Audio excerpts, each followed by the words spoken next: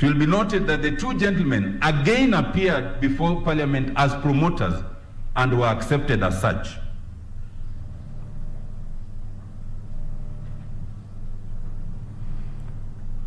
My last point on this, my lord, a lot of argument has been made in respect of a task force, in respect of a select committee and otherwise. My lord, let it be on record that the task force was in place between 24th May 2018 to October 2019. And the select committee between 10th January 2020 and 30th June 2020. As of 30th June 2020, there was no task force, there was no select committee. And an effort to tie those two bodies to this initiative is therefore futile. My lord, let me move to the next point. Can the president initiate a popular initiative? Our position is that in this case the president did not, but nothing in law stops the president from doing that. There are a number of reasons, but I'll move over them very quickly. Other than the fact, and this was submitted by Mr. Karori yesterday, that in terms of the Constitution, there is nothing on the face of the Constitution that stops the president. But I wish to draw your attention to Article 27 and Article 38(1) of the Constitution. My lord, Article 27 speaks to equal protection of every person, including the president, equal protection of the law. But more importantly, my lord, which was not considered by the court, is the political rights under Article 38(1)(c). It allows any person and every citizen of the right to campaign for a political party or cause, and the catchphrase is cause. You can campaign for any cause. And the issue here, my lord, is that these two provisions are in the Bill of Rights. Are they limited in terms of excluding the president? If they are to be limited, you must come to Article 24. And Article 24 requires that to limit any right, it must be limited by law. In this case, read legislation. Is there any legislation that limits the president from this initiative? The answer is no. If there was to be any legislation, then again the court would be called upon to look at it and determine whether it is reasonable in an open and democratic society. My lord, my learned friend Mr. Karori explained yesterday that the misconception in the judgment is the supposition that the president is in control of parliament, and that is true. It supposes that to be president, you will always be in a party that is majority in parliament. It is a misconception of a presidential system. You can actually be in the minority, but it can be worse. You can actually have no parliamentary party, because our constitution allows an independent to be president. So, can it be said in fairness that you as president, your only avenue is parliament, where you may not even have a party? That is a misconception, my lord. Especially given the role of the president in terms of national unity and fostering unity. Thirdly, my lord, in order therefore to create that distinction, and having realized that the president was not the promoter, the court then coins a term, initiator. That will be found, my lord, in volume 1, page 80, paragraph 104 and 105, and in the findings, Roman 8. My lord, there is no such word as initiator in Article 257.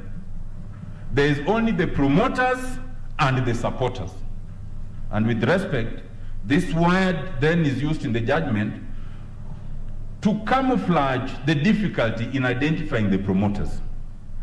My third point, my lord, the process. Sorry, and I want you to know that you have just like 4 minutes to go. If you want Senior Counsel Kambuni to take about 30 minutes. We had already agreed that Senior Counsel Kambuni will take 20 minutes, between 15 and 20. Okay. So I'll run through the rest very quickly. My Lord, Before you do that, before Sorry. you run, Yes. do you want to comment about the question of conflict? It is. Yes. Yeah. I am happy to make that clarification, my Lord. The court finds that the role of the president as initiator will be in conflict because after the document is passed, it then goes to the president. With respect, my Lord, that is an erroneous analysis for two reasons. One is that the role of the president at that stage is not substantive, it is ceremonial.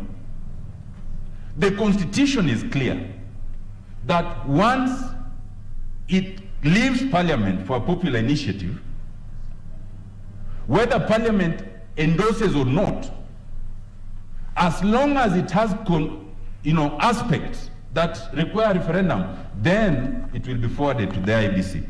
So there cannot be a conflict where your role is ceremonial in that situation. But also, my Lord, secondly, because for a popular initiative such as this that has clauses requiring a referendum, it is not the president that determines whether it becomes law. It is the people. So the president has no meaningful role in this process because it goes to the people in a referendum.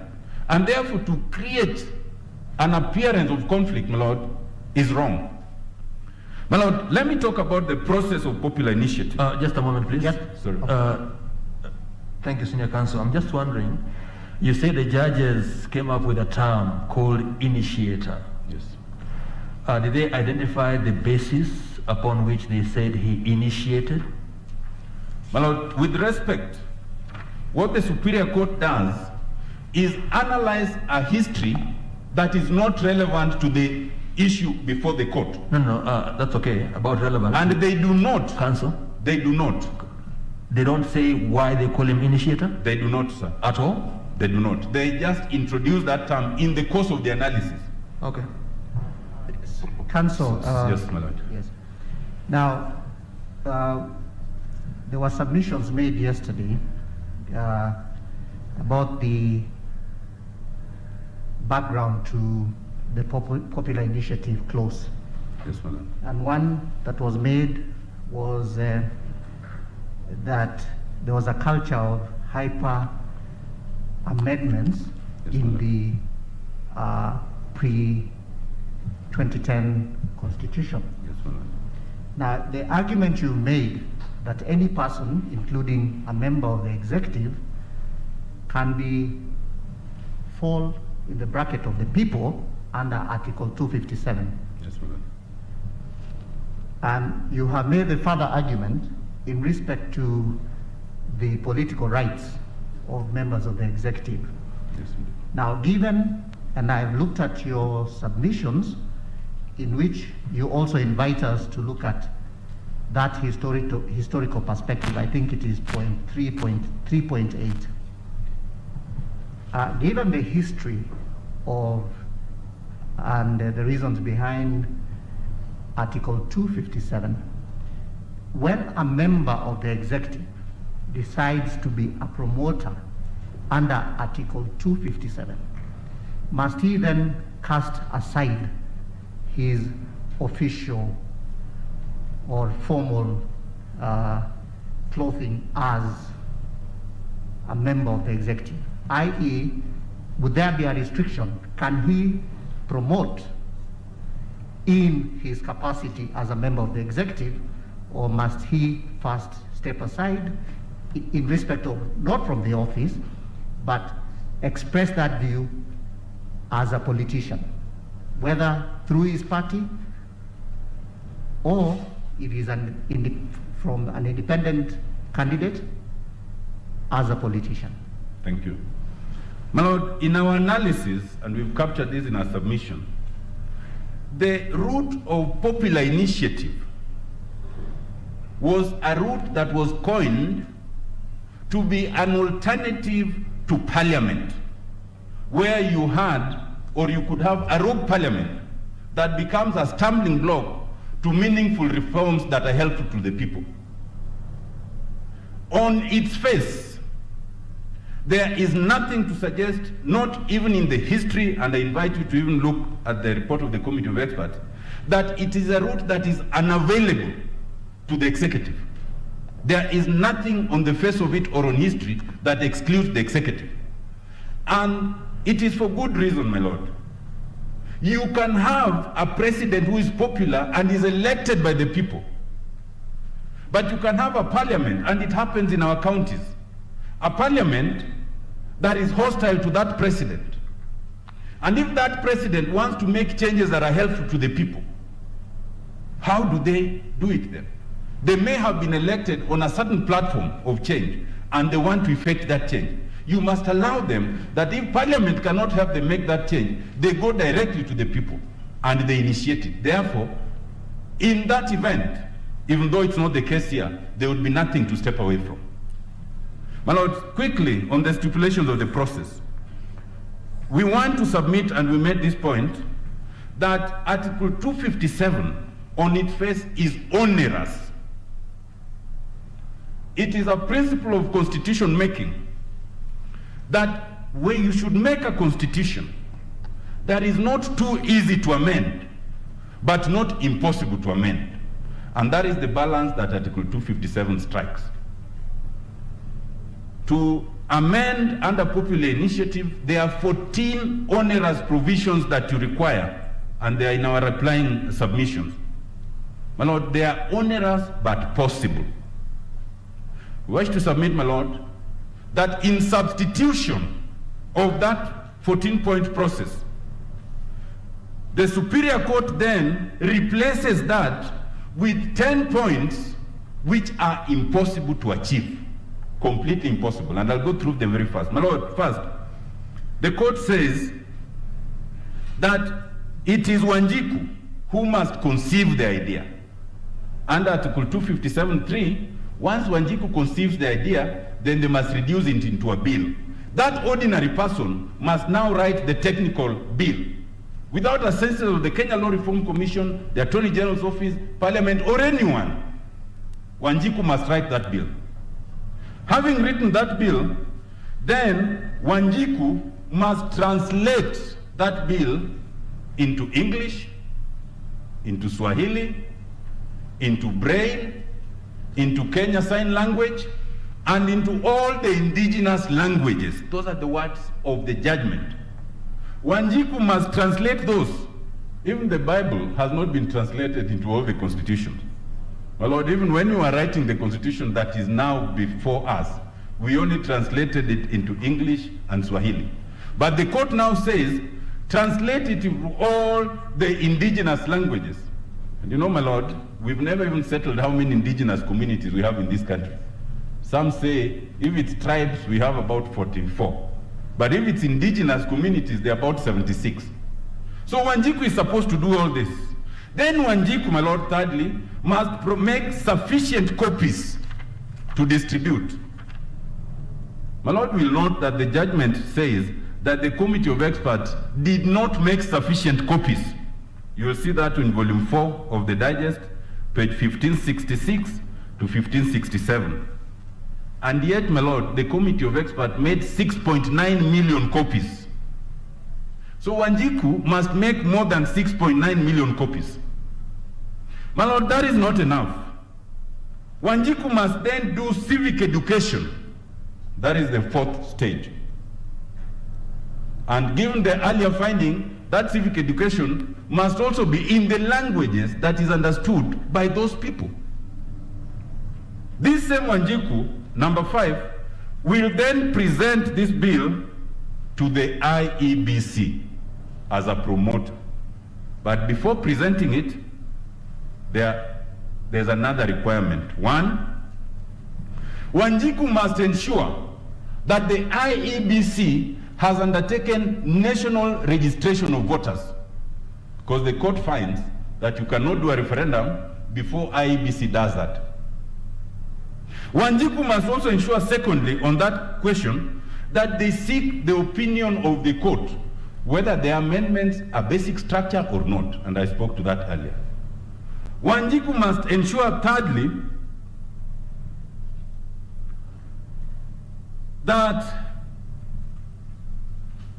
in seeking that opinion, and without either being national government or county government or state organ, they somehow get the audience of the Supreme Court. It is not stated how. But my lord, that all in terms of presentation to the IEBC. There's a sixth hurdle. Once it is presented, and you know the bill has been generated by Wanjiku, and there is no obligation for IEBC to help Wanjiku anywhere, then Wanjiku must provide sufficient copies of the bill, sufficient enough to be distributed to the 47 counties. Enough for those counties to also undertake public participation. And then Wanjiku, number 7, will then traverse the 47 counties, talking to them and persuading them, so that at least 24 out of 47 can endorse the bill in order to move forward. That is the 7th step.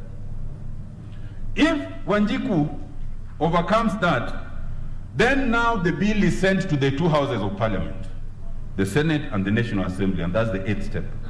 At that point, Wanjiku must engage with the 2 houses during their public participation to explain and undertake public participation and persuade them to endorse it. Having done that, if it passes or fails, Wanjiku must then engage with the president and the IEBC in terms of the timelines that are provided.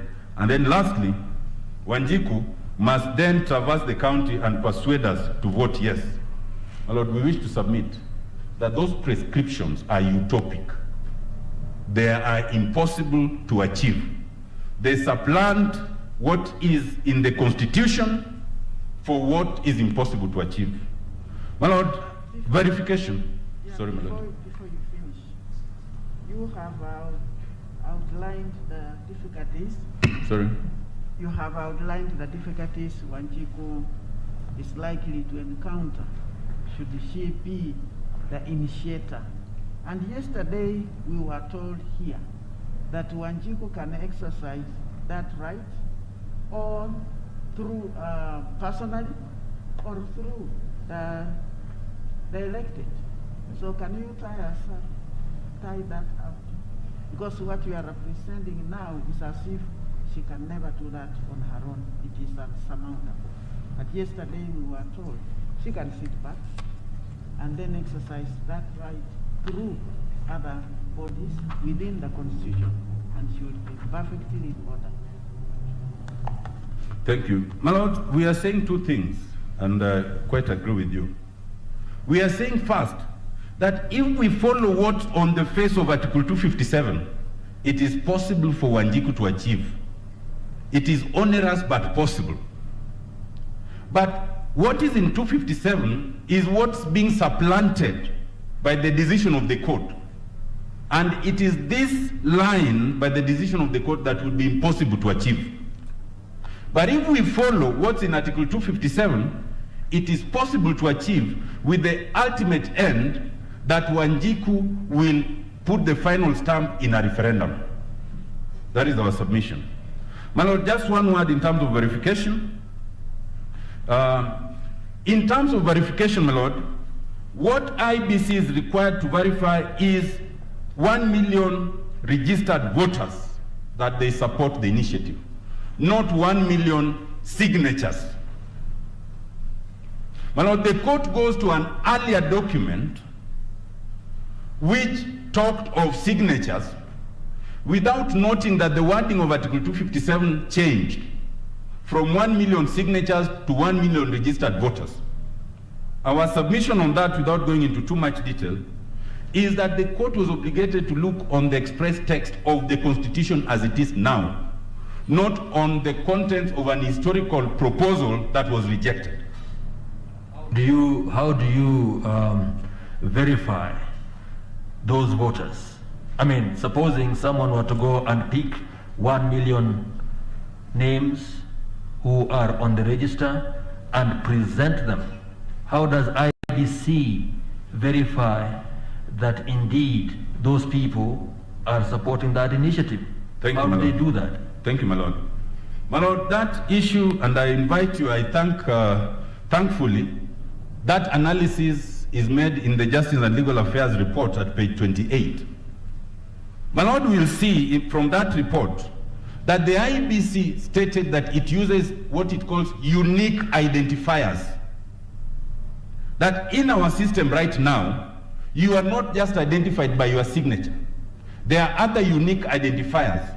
And when my Lord then consider that report, you will see that the question of signatures was only one of the others.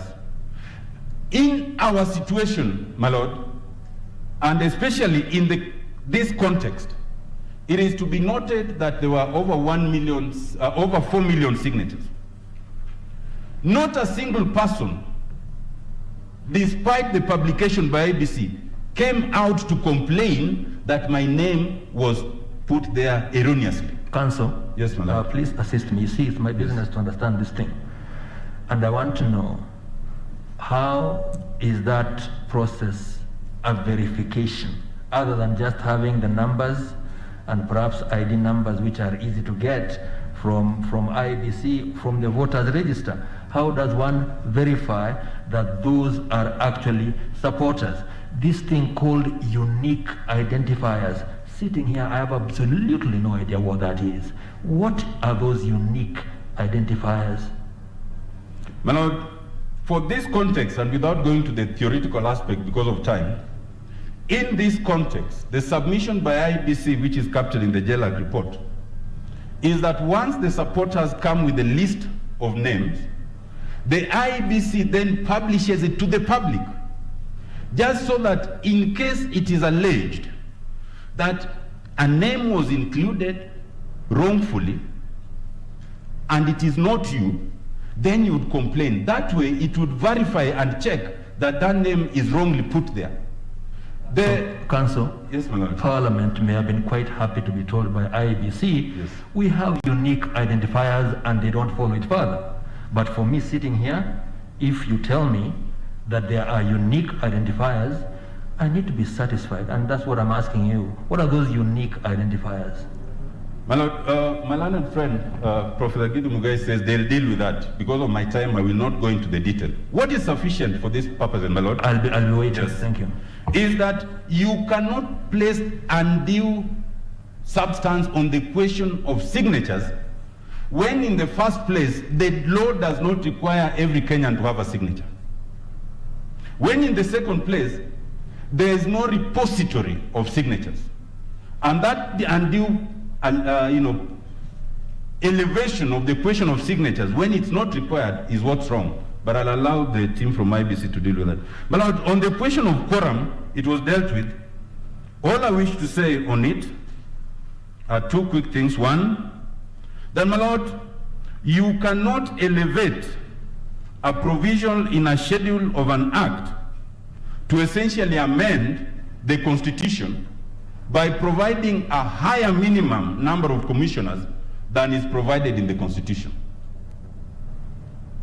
But secondly, my Lord, you will also note that this matter had already been dealt with by a court of concurrent jurisdiction, that is Justice Okwan, and that is on volume 1 of page 133, where the court affirmed that the IBC had quorum. And what's important, my Lord, is that the Superior Court in this case paid no difference to that finding. My Lord, lastly is on the question of multiple questions, and I just want to submit very quickly, my Lord. One, that the entirety of Article 257 in terms of the bill deals in the singular.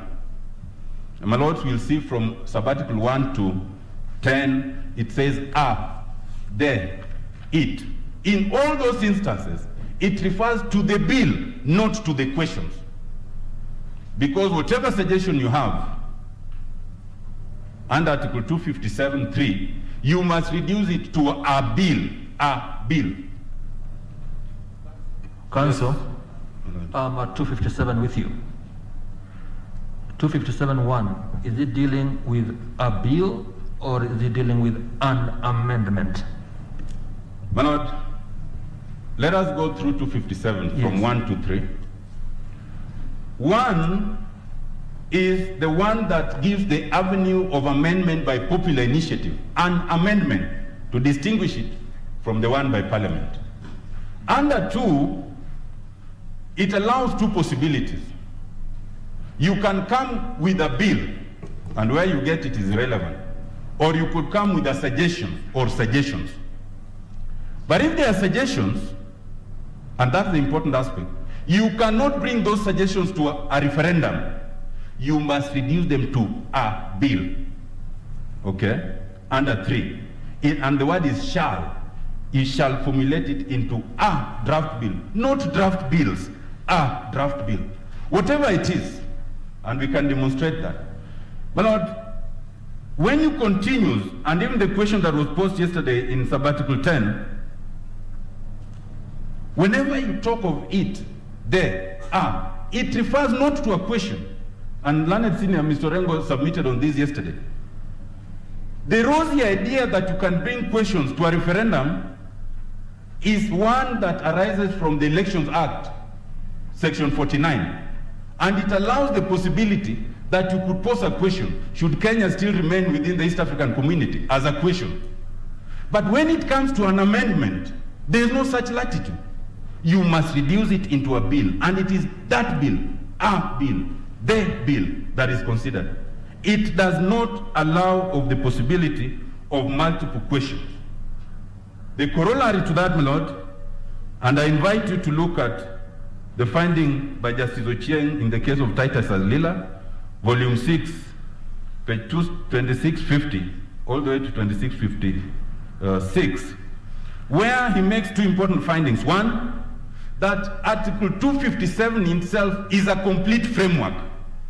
It does not require anything else to enable it. It is complete. And in fact, he goes ahead to find that to try and direct IBC on how to undertake a referendum is a usurpation of their jurisdiction.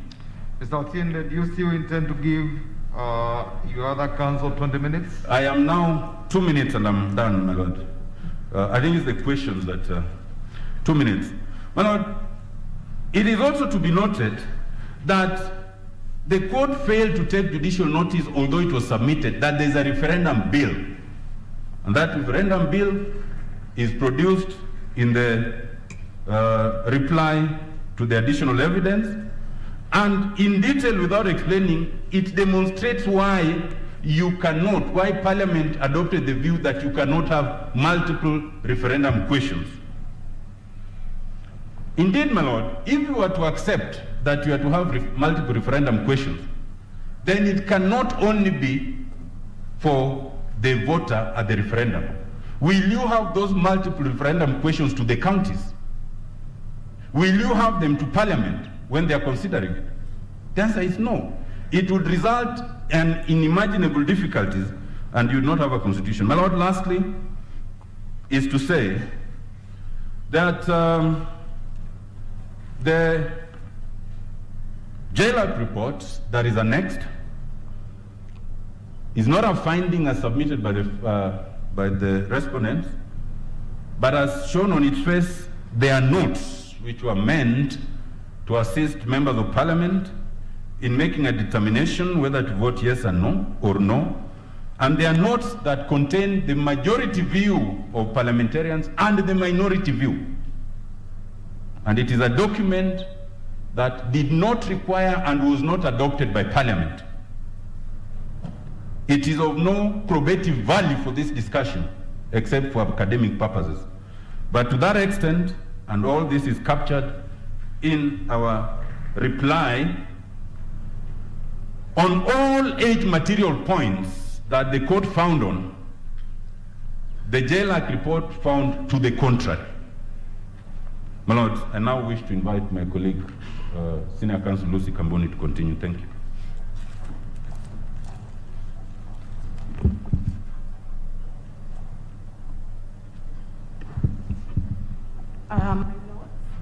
My ladies, thank you very much. Firstly, it's a plea for 5 minutes because I have been gesturing there. I thought your Lordship will ask me whether there is something wrong. A question would be asked by the bench and the clock would not stop. That is why 5 minutes have disappeared. So, my Lord, if you could restore that, otherwise, all I will do is greet the bench. Council, it's nice to greet us, but I think it's important to realize that your submissions are all in place, yes, and your time really ought to include a time for intervention. The idea is to persuade us, yes, and we need to ask those questions. Thank you, my Lord. I'll try my best. My Lord, firstly, I'm dealing with the issue of public participation, and I will pick up from where my learned friend talked about the role, what a promoter does in a popular initiative. And I will not rehash that. But your Lordships, if you look at part 4 of the decision, that is from paragraphs 562 up till 568 or thereabouts, you will see that the court deferred to the form of public participation that was determined, or that was recommended by the petitioner. And you will see that the court says in paragraph 566, we have considered the respective parties' arguments on this issue. Honorable Raila Odinga and the BBI Steering Committee did not even suggest that copies of the reports and the Constitution of Kenya Amendment Bill were provided to the people, and in the form the petitioner insists the law requires. Now, your Lordship, a promoter need only get 1 million supporters. The promoter doesn't have to go to all the majority of the 24 of the 47 counties in this country to get support for the initiative. They need 1 million voters to support their cause. So if they can choose where they will go, and therefore to insist that this promoter must carry out public participation in the manner that the court has insisted in the High Court doesn't make sense. Because it means that if I know your Lordships, you will support my cause as a promoter, I will come to you and explain to you what it is that I intend to do, and you will support me. And I will go to a locality that I know, again, I have support. So how is it that the High Court insisted on public participation in the manner we insist on public participation when we are dealing with policy decisions and amendment of statute of law and that kind of, in coming up with legislation, policy issues? How would they insist that a promoter carries out public participation before they come to a supporter to say, support my cause? Your Lordships, that doesn't flow. And in particular, when you look at the finding of their Lordships, this is in the holding, this would be 13, they made a declaration that county assemblies and parliament cannot, as part of their constitutional mandate, consider, oh no, so sorry, it's me.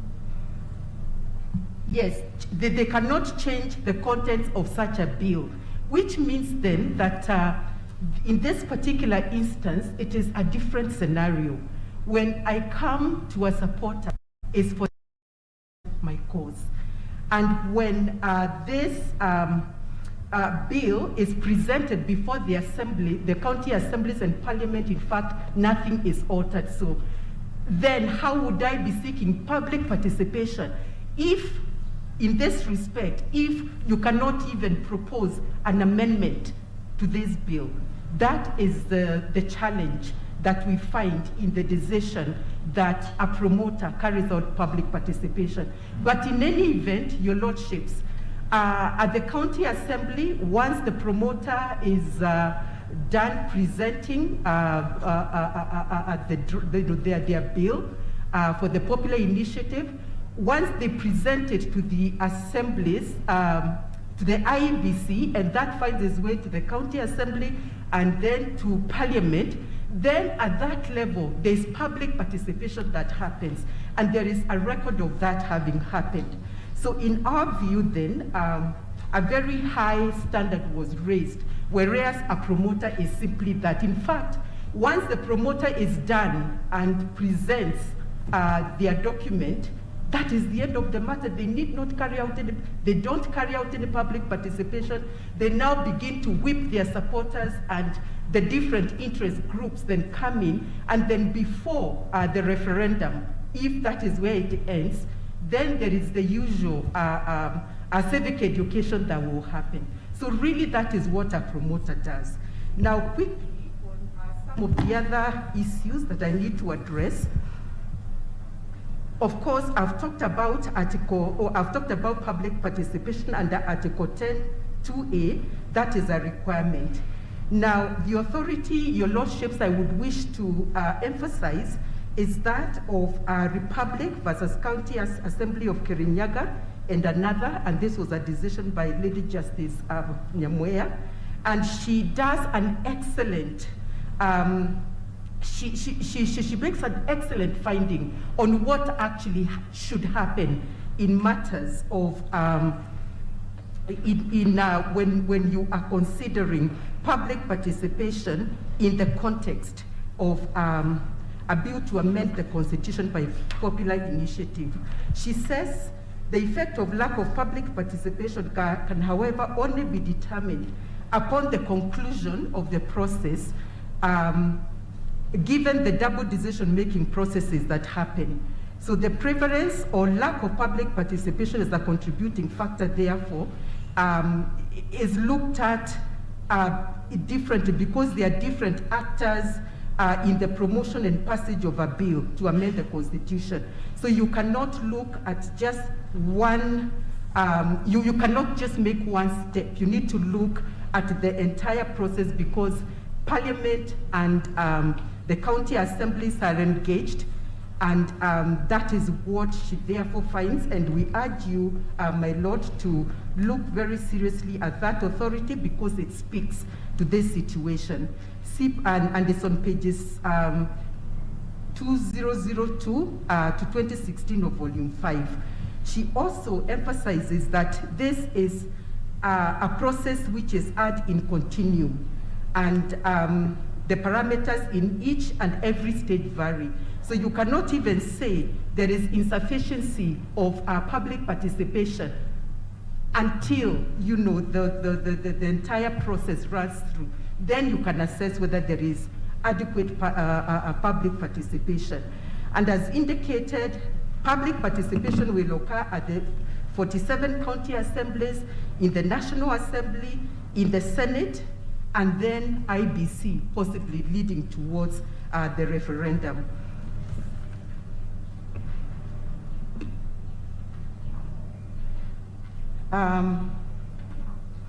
Then, my Lord, sorry, I think I made an error somewhere. I should be referring, no, it's correct. My Lord, then the other issue to consider is that every case is looked at in terms of public participation. Every case is based on the peculiar circumstances. And in this regard, we refer to IEBC versus NASA. This is volume 10, pages 4601. You look at the mode, degree, and scope and extent of public participation in that manner. Now, my lords,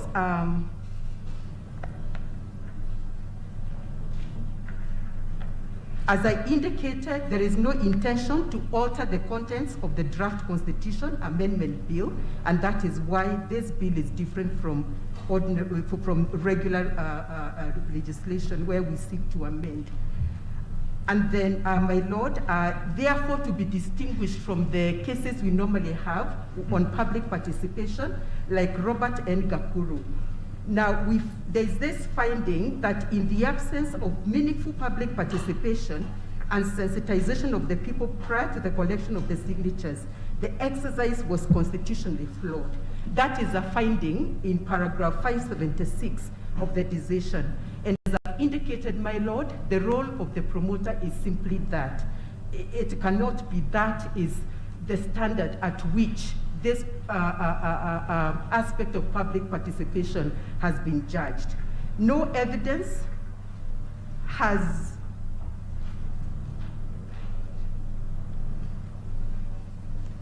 no evidence has been tendered also to show that public participation was not done at the levels that I've indicated. County Assembly and Parliament, yes. Then, my lord,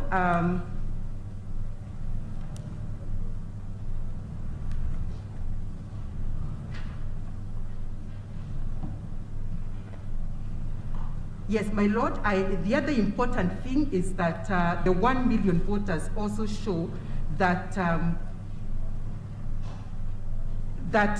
the promoters actually achieved even what in the making of the Constitution we were unable to achieve. So that effort cannot be wished away, because in the making of the Constitution, only about 100,000 memoranda were received. So an onerous standard therefore has been set for a promoter, which is not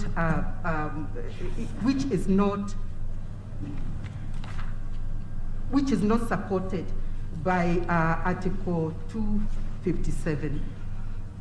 My lord,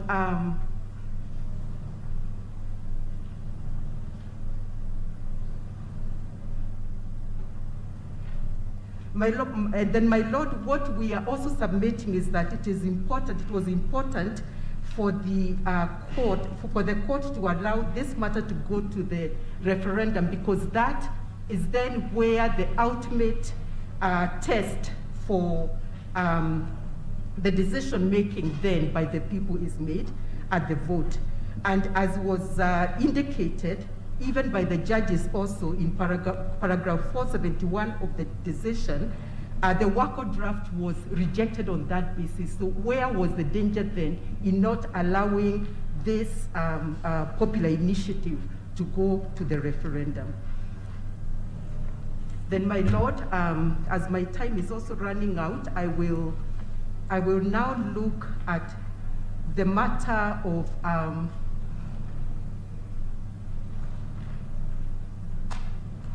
yes,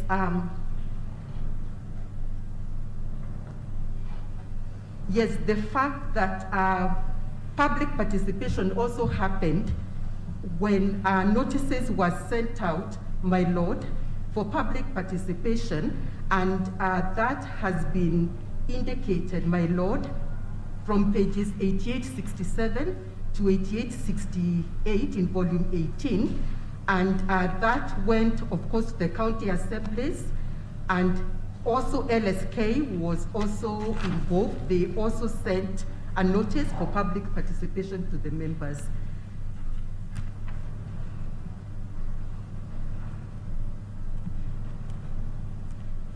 Now, my lord, I will now look at the role of the court, because I am running out of time. And my lord, our submissions is that, save for ensuring that the amendment process set out has been complied with, the court plays no role in the constitutional amendment process by popular initiative.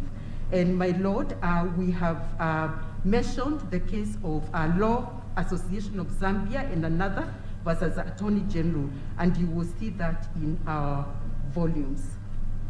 My lord, the other issue I wish to refer to, my lord, is with regard to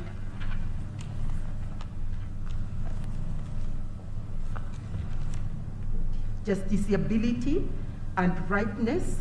And my lord, we are saying that,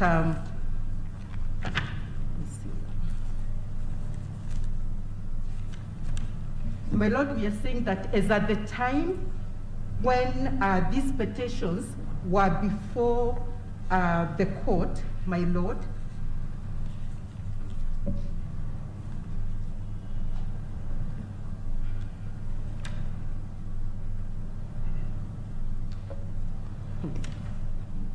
Yes, as at the time when these petitions were before the court, my lord,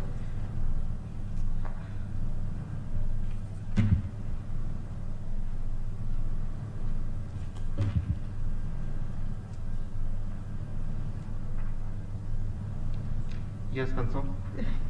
yes, my lord, is the time that is running out.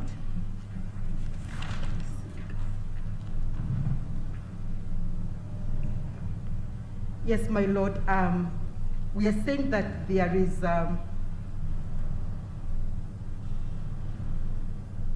think I will ask. I think I've read your submissions, counsel. Yes, yes, my lord. And I think perhaps the point you are trying to make is that at the time the petition was being heard, the bills were still before the county assemblies. And so the occasion for scrutinizing Yes, whether there was yes. public participation Yes. was not yet ripe. Yes, petition E282 was filed even before the process commenced. And therefore, as at that time, this particular matter was not ripe for decision, and it was therefore not justiciable.